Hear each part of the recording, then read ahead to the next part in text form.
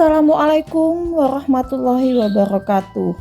Jumpa lagi dengan Ponti di ruang kolaborasi modul 2.1.A.5 pembelajaran berdiferensiasi. Kali ini Ponti dalam kelompok 1 yang terdiri dari Bapak Muhammad Zain, Bapak Rana Iswi, Ponti sendiri, dan Ibu Diana dengan fasilitator Bapak Darji SPD MPD.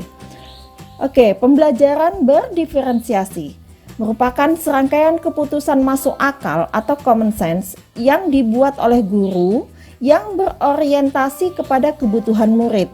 Keputusan-keputusan yang dibuat tersebut adalah yang terkait dengan kurikulum yang memiliki tujuan pembelajaran yang didefinisikan secara jelas. Ciri-ciri pembelajaran diferensiasi, yakni ada tujuan pembelajaran dengan jelas. Kemudian, guru mengetahui kebutuhan murid. Lingkungan yang nyaman yang mengundang murid belajar dengan bahagia. Serta ada manajemen kelas yang efektif dan penilaian berkelanjutan atau peer assessment. Aspek kebutuhan siswa, apa saja ya? Yaitu kesiapan belajar, minat belajar, dan profil belajar. Skenario pembelajaran. Kali ini kelompok Ponti ada di situasi 2, yaitu untuk SD. Pak Dermawan adalah guru sekolah dasar. Minggu depan ia akan mengajar murid-muridnya materi tentang cara kerja salah satu sistem organ tubuh manusia, yaitu sistem organ pencernaan. Saat merencanakan pembelajaran, Pak Dermawan mempersiapkan beberapa sumber belajar yang menurutnya akan membantu murid-muridnya belajar sesuai dengan kebutuhannya. Sumber daya belajar yang ia siapkan diantaranya adalah 1. Sebuah poster diagram yang menunjukkan bagian-bagian organ pencernaan yang dipinjam dari perpustakaan. Kemudian 2. Berbagai bacaan yang memuat pembahasan tentang bagaimana organ pencernaan bekerja dari beberapa sumber. Ada yang berupa beberapa buku bacaan dengan tingkat kesulitan yang berbeda-beda, yang juga ia pinjam dari perpustakaan, yang memuat informasi tentang cara kerja sistem organ pencernaan. Ada juga artikel yang ia ambil dari majalah anak. Kebetulan ada pembahasan tentang sistem pencernaan dengan bahasa yang lebih sederhana. Juga komik science milik salah satu muridnya. Di minggu sebelumnya ia sudah menanyakan pada murid-muridnya apakah ada yang memiliki sumber belajar yang berhubungan dengan sistem organ pencernaan. Kebetulan ada satu muridnya yang memiliki komik science dan diminta untuk membawanya ke sekolah. 3. Di kelas Pak Dermawan tidak ada komputer, tetapi Pak Dermawan tetap mencoba mengunduh lewat handphonenya sebuah video singkat yang menjelaskan tentang bagaimana organ pencernaan bekerja. Video ini kemudian ia tonton sebelumnya untuk memastikan isinya sesuai dan cocok dengan apa yang ia ingin anak-anak pahami. Dan kemudian ia simpan di handphonenya tersebut. Rencananya ia hanya akan menunjukkan video ini melalui handphone jika ada murid tertentu yang masih membutuhkan bantuan lebih. 4. Pak Dermawan juga membuat kartu-kartu pertanyaan yang dapat digunakan untuk membantu murid mengkonstruksi sendiri pemahaman mereka tentang cara kerja sistem organ pencernaan dengan menjawab pertanyaan. 5. Pak Dermawan lalu mempersiapkan daftar kegiatan lengkap dengan instruksinya, misalnya membaca buku atau artikel, komik, dan sebagainya, mengamati poster atau diagram, mendiskusikannya, dan kemudian membuat ringkasan untuk menunjukkan pemahaman tentang isi poster tersebut, mewawancarai petugas UKS, menjawab kartu-kartu pertanyaan. Aktivitas-aktivitas tersebut walaupun berbeda-beda namun semuanya bertujuan agar murid memahami cara kerja sistem pencernaan. 6. Di awal pembelajaran, Pak Dermawan memberikan penjelasan kepada semua murid yang ada di kelasnya tentang tujuan pembelajaran dan konsep kunci yang ia ingin anak-anak kuasai. Lewat proses tanya jawab dan contoh-contoh, ia juga memastikan bahwa murid-muridnya memahami apa yang dimaksud dengan sistem. 7. Setelah itu, ia meminta murid-muridnya mulai bekerja dalam kelompok. Untuk penugasan kali ini, Pak Dermawan telah mengelompokkan murid berdasarkan tingkat kemampuan murid membaca. Hal ini karena tugas pertama yang harus dilakukan oleh setiap kelompok adalah membaca materi bacaan terlebih dahulu. Pak Dermawan menyesuaikan teks yang dibaca tiap kelompok dengan kemampuan membaca mereka. 8. Pak Dermawan menjelaskan pada murid-muridnya bahwa dalam 1 minggu tersebut, setiap kelompok akan mendapat target untuk menyelesaikan kegiatan yang telah disiapkan oleh Pak Dermawan tersebut.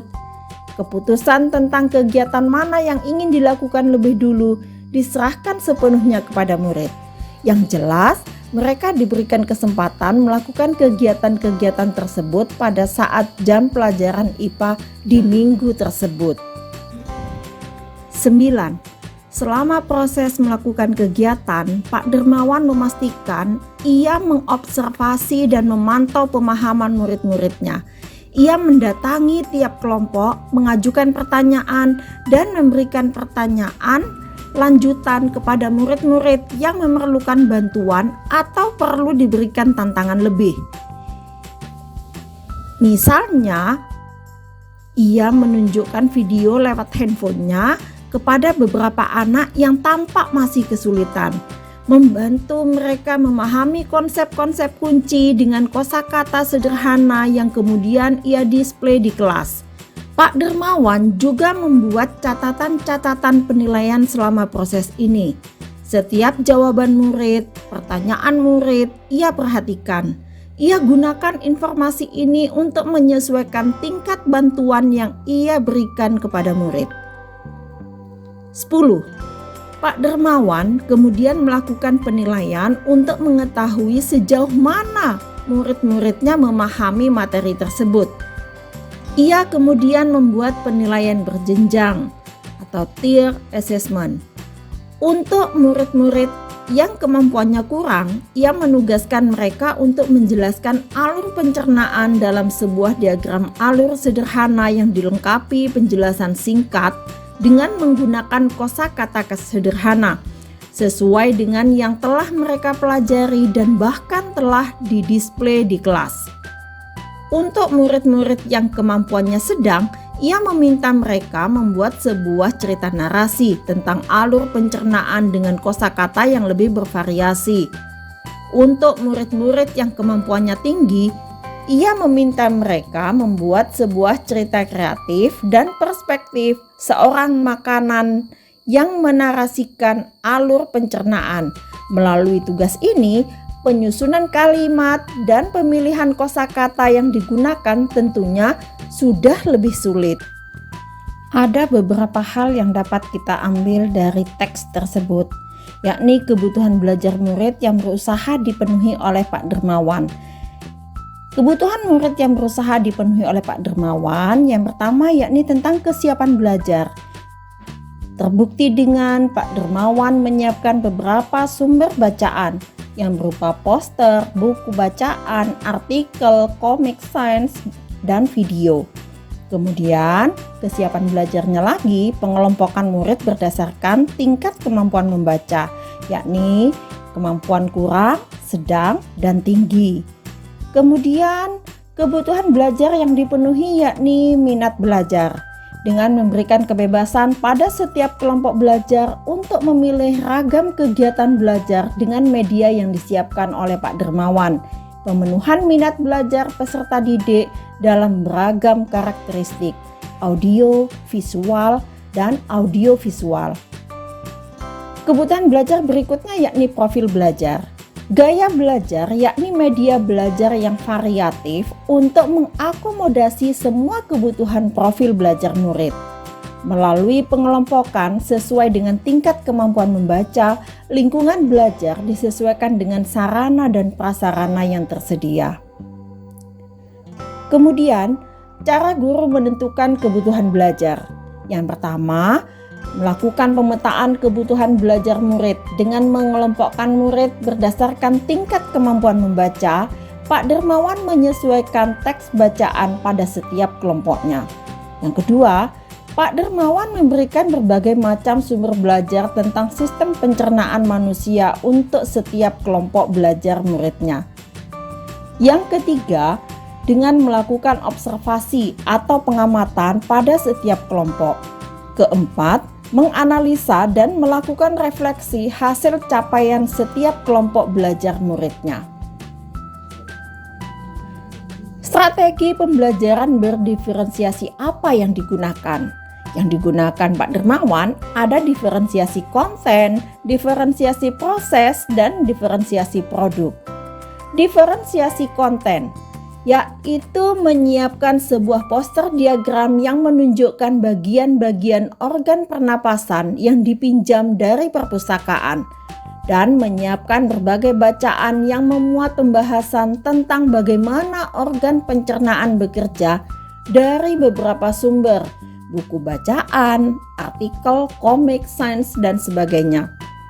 Kemudian mencoba mengunduh lewat handphonenya sebuah video singkat yang menjelaskan tentang bagaimana organ pencernaan bekerja dan membuat kartu-kartu pertanyaan yang dapat digunakan untuk membantu murid mengkonstruksi sendiri pemahaman mereka tentang cara kerja sistem organ pencernaan. Kegiatan diferensiasi prosesnya yaitu dengan membaca berbagai bacaan yang memuat pembahasan tentang bagaimana organ pencernaan bekerja dari berbagai sumber, buku bacaan, artikel, komik sains, dan sebagainya.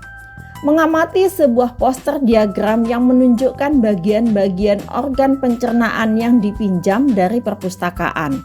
Mewawancarai petugas UKS dan menjawab kartu-kartu pertanyaan yang dapat digunakan untuk membantu murid mengkonstruksi sendiri pemahaman mereka tentang cara kerja sistem organ pencernaan. Diferensiasi produk ada kurang, sedang, dan tinggi. Kurang menugaskan siswa untuk menjelaskan alur pencernaan dalam sebuah diagram alur sederhana yang dilengkapi penjelasan singkat dengan menggunakan kosakata sederhana sesuai dengan yang telah mereka pelajari dan bahkan telah didisplay di kelas. Untuk sedang, meminta siswa membuat sebuah cerita narasi tentang alur pencernaan dengan kosakata yang lebih bervariasi. Dan untuk yang tinggi, meminta siswa membuat sebuah cerita kreatif dari perspektif seorang makanan yang menarasikan alur pencernaan. Melalui tugas ini, penyusunan kalimat dan pemilihan kosakata yang digunakan tentunya sudah lebih sulit. Penilaian yang dilakukan yakni penilaian diagnostik dengan memetakan siswa sesuai kemampuan membacanya, serta penilaian formatif yaitu membuat catatan penilaian selama proses dan melakukan penilaian untuk mengetahui pemahaman siswa. Assessment as learning, penilaian sebagai pembelajaran, dilakukan selama proses pembelajaran berlangsung. Di awal pembelajaran, Pak Dermawan memberikan penjelasan kepada semua murid yang ada di kelasnya tentang tujuan pembelajaran dan konsep kunci yang ia ingin anak-anak kuasai. Lewat proses tanya jawab dan contoh-contoh, ia juga memastikan bahwa murid-muridnya memahami apa yang dimaksud dengan sistem. Pak Dermawan juga mengelompokkan murid berdasarkan tingkat kemampuan membaca murid. Hal ini karena tugas pertama yang harus dilakukan oleh setiap kelompok adalah membaca materi bacaan terlebih dahulu. Pak Dermawan menyesuaikan teks yang dibaca setiap kelompok dengan kemampuan membaca mereka. Assessment for learning, penilaian untuk pembelajaran, dilakukan selama proses pembelajaran berlangsung dan biasanya digunakan sebagai dasar untuk melakukan perbaikan proses belajar mengajar. Pak Dermawan memastikan ia mengobservasi dan memantau pemahaman murid-muridnya. Ia mendatangi tiap kelompok, mengajukan pertanyaan, dan memberi pertanyaan lanjutan kepada murid yang memerlukan bantuan atau perlu diberikan tantangan lebih. Misalnya menunjukkan video lewat handphonenya kepada beberapa anak yang tampak masih kesulitan, membantu mereka memahami konsep-konsep kunci dengan kosakata sederhana yang kemudian ia display di kelas. Pak Dermawan juga membuat catatan-catatan penilaian selama proses ini. Assessment of Learning, penilaian akhir pembelajaran. Penilaian yang dilaksanakan setelah proses pembelajaran selesai. Setiap jawaban murid, pertanyaan murid, ia perhatikan. Ia gunakan informasi ini untuk menyesuaikan tingkat bantuan yang ia berikan kepada murid. Ia kemudian membuat penilaian berjenjang, peer assessment. Untuk murid-murid yang kemampuannya kurang, ia menugaskan mereka untuk menjelaskan alur pencernaan dalam sebuah diagram alur sederhana yang dilengkapi dengan penjelasan singkat dengan menggunakan kosakata yang sederhana sesuai dengan yang telah mereka pelajari dan bahkan telah didisplay di kelas. Untuk murid-murid yang kemampuannya sedang, ia meminta mereka untuk membuat sebuah cerita narasi tentang alur pencernaan dengan kosakata yang lebih bervariasi. Untuk murid-murid yang kemampuannya tinggi, ia meminta mereka membuat sebuah cerita kreatif dan perspektif seorang makanan yang menarasikan alur pencernaan. Melalui tugas ini, penyusunan kalimat dan pemilihan kosakata yang digunakan tentunya sudah lebih sulit. Oke, demikian hasil dari kelompok 1. Terima kasih.